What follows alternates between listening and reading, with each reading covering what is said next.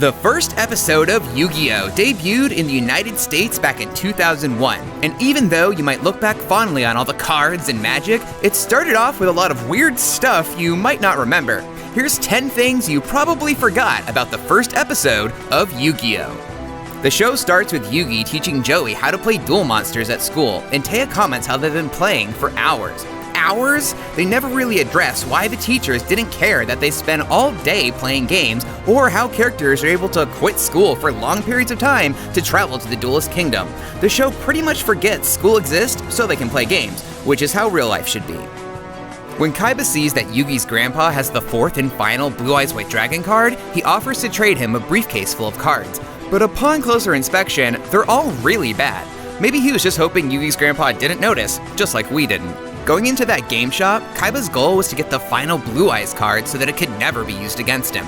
But Yugi's grandpa said he'd never sell it, he keeps it in a special box, and he doesn't use it in his deck. So KAIBA leaving it alone would have essentially been the same as destroying it. So that big devastating loss against Yugi, KAIBA brought it on himself.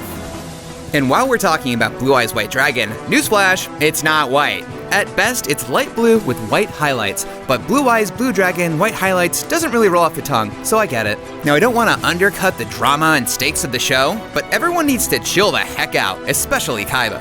Yes, we do learn that duel monsters are tied to powerful mystical forces that can threaten all life on the planet, but this is the first episode and they don't know about any of that yet. It's still just a children's card game. No reason to abduct anyone, send them to the hospital, or, use your ancient magic to mind shatter the guy you just beat.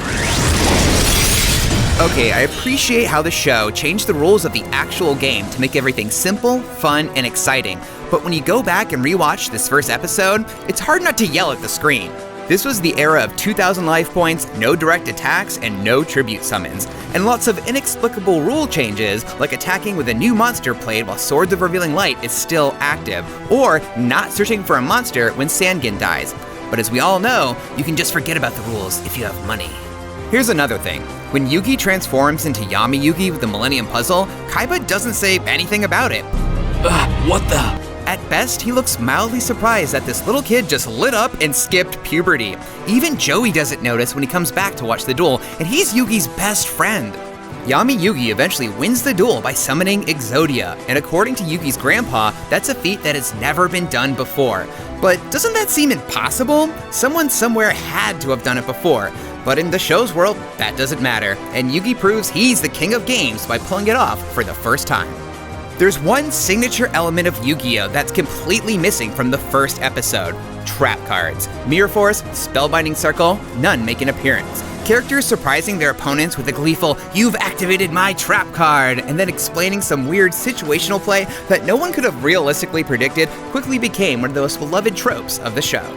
Another important thing that's missing is the big villain of the first season, Pegasus, except for the briefest of brief appearances at the end. It's actually not until the second episode that Pegasus challenges Yugi Boy and steals his grandfather's soul, which is the real inciting incident that kicks off the Duelist Kingdom storyline. Those are the things that stuck out to us after we rewatched the first episode of Yu-Gi-Oh! But we want you to revisit the heart of the cards as well and let us know what you noticed in the comments. For more trips down memory lane, check out our look back on the first episodes of Pokemon and Mighty Morphin Power Rangers, and be sure to follow and subscribe whoever like to watch IGN.